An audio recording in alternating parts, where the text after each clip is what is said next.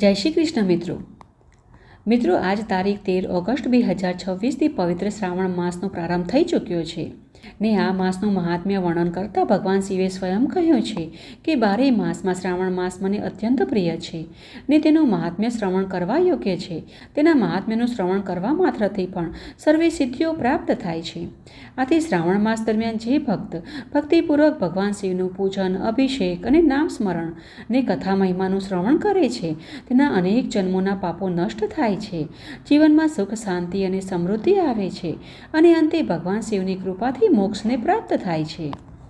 તેથી ચાલો મિત્રો, આજથી શરૂ થયેલ આ અતિ પાવન શ્રાવણ માસની મહાત્મ્ય કથાઓનું આપણે સૌ મળી શ્રવણ કરીએ. ને જો તમને આ કથાઓ સારી લાગે તો લાઈક કરજો ને તમારા મિત્ર પરિવારમાં આ કથાઓ શેર કરજો, જેથી કરી તેઓ પણ આ કથાઓનું શ્રવણ કરી પુણ્યફળની પ્રાપ્તિ કરી શકે. ને આવી જ વૈદિક પ્રમાણભૂત કથાઓનું શ્રવણ કરવા હેતુ હજી સુધી તમે આ ચેનલને સબસ્ક્રાઈબ નથી કરી તો કૃપયા કરી રાખજો ને નીચે બતાવેલા બેલ આઇકનને પણ પ્રેસ કરજો, જેથી અમારા દ્વારા આવનારી બધી જ નવી કથાઓ તમારા સુધી સરળતાથી પહોંચી શકે. તો ચાલો મિત્રો, આજના શ્રાવણ મહાત્મ્ય કથા અધ્યાય 1ની શરૂઆત કરીએ.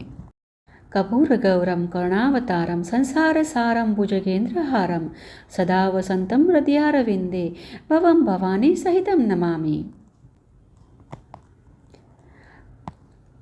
કથા અધ્યાય 1. પૂર્વકાળમાં એક સમયે મહામુનિ સૌનકે કહ્યું કે હે સૂચિ, હે મહાપુરુષ, વેદોના રચયિતા વ્યાસજીના શિષ્ય, હે અચૂક, તમારા મુખ કમળથી અસંખ્ય કથાઓ સાંભળીને પણ અમને તૃપ્તિ નથી થઈ રહી. વારંવાર તમારા મુખેથી પાવન આખ્યાનો સાંભળવાની અમારી ઈચ્છા વધી જ રહી છે. તમે તુલા રાશિમાં સૂર્ય સાથે કાર્તિક મહિનાની મહત્તા, મકર રાશિમાં સૂર્ય સાથે માઘ મહિનાની મહત્તા અને મેષ રાશિના સૂર્ય સાથે વૈશાખ મહિનાની મહત્તા, તે મહિનાઓના બધા ગુણો સમજાવ્યા છે. હે મહામુને, જો તમારા મતે આ મહિના કરતાં વધુ મહિમાવાન કોઈ મહિનો છે ને ભગવત પ્રિય કોઈ ધર્મ છે તો તેને તમે અવશ્ય સંભળાવો. જે સાંભળ્યા પછી અમને બીજું કાંઈ સાંભળવાનું મન થશે નહીં, કેમ કે વક્તાએ શ્રદ્ધાળુ શ્રોતાથી કાંઈ છુપાવવું જોઈએ નહીં. ત્યારે સુજીએ કહ્યું કે હે ઋષિઓ, તમે બધા સાંભળો. હું તમારાથી અત્યંત સંતુષ્ટ છું. તમારી સમક્ષ મારા માટે કાંઈ ગોપનીય નથી. દંભ રહિત હોવું, ભગવાન પર સંપૂર્ણ વિશ્વાસ હોવો, અંધવિશ્વાસનો ત્યાગ, મહાન ભક્તિ, સાંભળવાની ઈચ્છા, નમ્રતા, બ્રાહ્મણો પ્રત્યે ભક્તિ, સૌમ્યતા, મનની સ્થિરતા, શુદ્ધતા, તપ અને ઈર્ષા, દ્વેષ કે દોષ દ્રષ્ટિથી મુક્ત હોવું, આ શ્રોતાના 12 ગુણો છે. તે બધા તમારામાં વિદ્યમાન છે. તેથી હું તમારાથી પ્રસન્ન થઈ તે તત્વનું વર્ણન કરું છું. એક સમયે તેજસ્વી સનતકુમારોએ ધર્મની જાણવાની ઈચ્છા સાથે પરમ ભક્તિથી યુક્ત થઈને વિનમ્રતાપૂર્વક ભગવાન શિવને પૂછ્યું કે યોગીઓ જેના ચરણકમલની આરાધના કરે છે તે દેવોના દેવ, હે મહાભાગ, અમે આપની પાસે અનેક વ્રતો તથા અનેક પ્રકારના ધર્મોનું શ્રવણ કર્યું છે. તેમ છતાં અમારા મનમાં હજુ પણ સાંભળવાની તીવ્ર ઈચ્છા છે. 12 મહિનાઓમાં એવો કયો મહિનો છે જે સર્વશ્રેષ્ઠ છે, જે આપને અત્યંત પ્રિય છે, જે બધા કર્મોની સિદ્ધિ આપનાર છે, અને બીજા કોઈ મહિનાઓમાં કરવામાં આવેલું કર્મ જો આ મહિનામાં કરવામાં આવે તો તે અનંત ફળ આપનારું બની જાય છે. હે દેવ, કૃપા કરી અમને તે મહિના વિશે જણાવો અને સાથે લોક કલ્યાણની ભાવનાથી તે મહિનામાં કરવામાં આવતા બધા જ ધર્મકર્મોનું પણ વર્ણન કરો. ત્યારે ભગવાન શિવે કહ્યું કે હે સનતકુમાર, હું તમને અત્યંત ગોપનીય રહસ્યમય વાત પણ જણાવીશ. હે સુવ્રત, હે વિધિનંદન, તમારી શ્રવણ કરવાની તીવ્ર ઈચ્છા અને ભક્તિથી હું અત્યંત પ્રસન્ન થયો છું. 12 મહિનાઓમાં શ્રાવણ માસ મને અત્યંત પ્રિય છે. તેનું મહાત્મ્ય સાંભળવા યોગ્ય છે, તેથી તેને શ્રાવણ કહેવામાં આવે છે. આ માસમાં શ્રવણ નક્ષત્રથી યુક્ત પૂર્ણિમા આવતી હોવાથી પણ તેનું નામ શ્રાવણ પડ્યું છે. વળી તેના મહાત્મ્યનું માત્ર શ્રવણ કરવાથી પણ સિદ્ધિ પ્રાપ્ત થાય છે, તેથી પણ તેને શ્રાવણ નામ આપવામાં આવ્યું છે. તેની નિર્મળતા અને પવિત્રતાના ગુણને કારણે તે આકાશ સમાન છે, તેથી તેને નભ પણ કહેવામાં આવે છે. આ શ્રાવણ માસમાં કરવામાં આવતા ધર્મકર્મોની ગણતરી કરવામાં આ પૃથ્વીલોકમાં કોણ સમર્થ થઈ શકે? તેના કર્મોના ફળનું સંપૂર્ણ વર્ણન કરવા માટે જ જાણે બ્રહ્માજી 4 મુખવાળા થયા છે અને તેના ફળની મહિમાને નિહાળવા માટે ઇન્દ્રને 1000 નેત્રો પ્રાપ્ત થયા છે અને જેના ફળનું વર્ણન કરવા માટે શેષનાગને પણ 2000 જીવાઓ પ્રાપ્ત થઈ છે. વધારે શું કહેવું? આ શ્રાવણ માસના મહાત્મ્યને સંપૂર્ણ રીતે કહેવા કે તેની મહિમાને જાણી સમજી શકવા માટે કોઈ પણ સંપૂર્ણપણે સમર્થ નથી.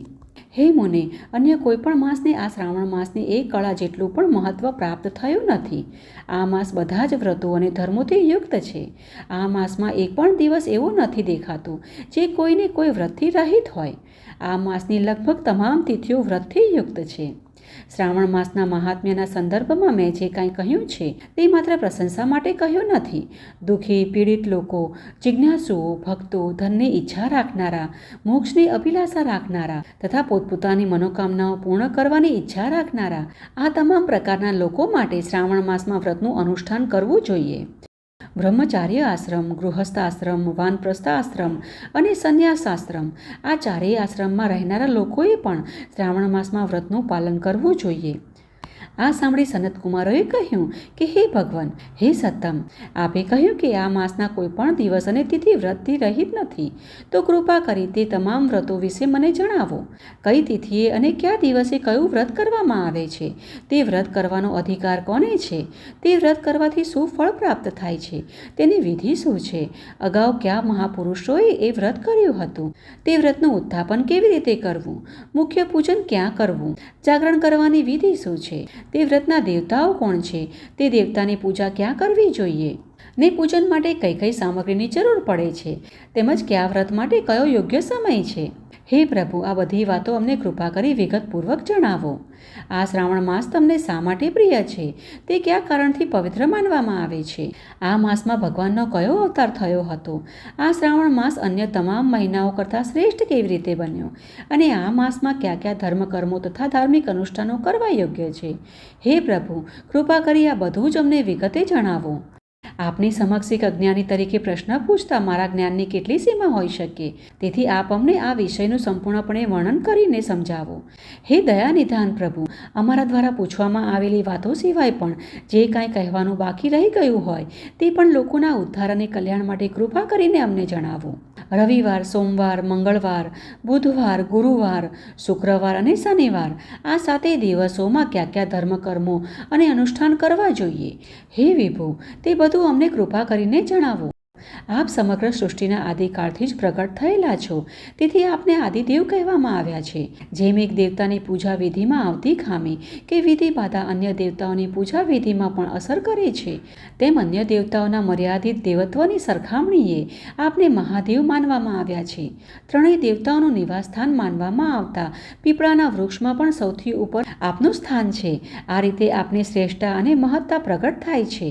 કલ્યાણ સ્વરૂપ હોવાને કારણે આપને શિવ કહેવામાં આવે છે અને પાપોના સમૂહને નાશ કરનારા હોવાથી આપ હર કહેવાયા છો. આપ આદિદેવ છો. તેનું પ્રમાણ આપનું શુક્લ એટલે કે શ્વેત વર્ણ છે, કારણ કે પ્રકૃતિમાં શ્વેત વર્ણને મુખ્ય માનવામાં આવ્યું છે, જ્યારે અન્ય વર્ણો વિકાર રૂપ ગણાય છે. આપ કપૂર સમાન ગૌર વર્ણ ધરાવો છો, તેથી પણ આપને આદિદેવ કહેવામાં આવ્યા છે.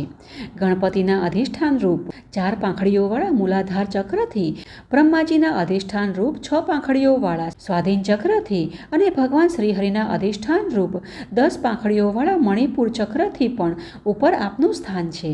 આ રીતે આપ બ્રહ્મા અને વિષ્ણુથી પણ ઉપર સ્થિત છો.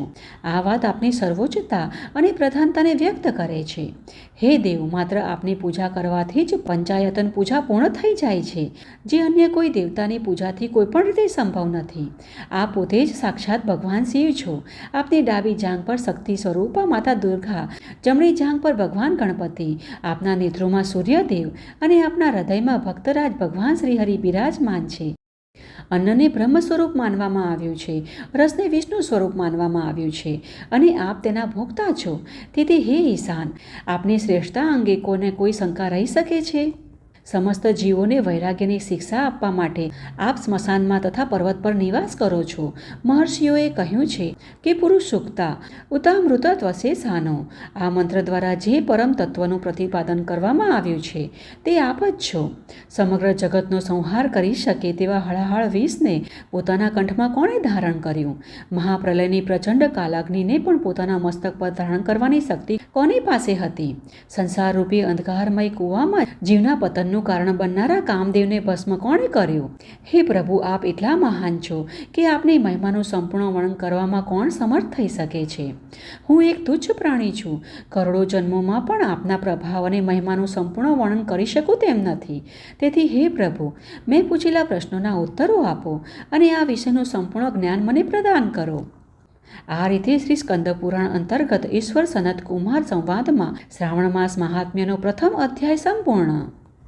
તો બોલો ઉમાપતિ મહાદેવની જય. હર હર મહાદેવ હર. તો મિત્રો, આ હતો આજથી શરૂ થયેલ શ્રાવણ માસ મહાત્મ્યનો પ્રથમ અધ્યાય ને અમને આશા છે કે આ કથા તમને સારી લાગી હશે. જો તમને આ કથા થોડી પણ સારી લાગી હોય તો કોમેન્ટ બોક્સમાં હર હર મહાદેવ અવશ્ય લખજો. ને ચાલો કાલે ફરી મળીએ શ્રાવણ મહાત્મ્ય કથા અધ્યાય બીજા સાથે. હર હર મહાદેવ. જય શ્રી કૃષ્ણ.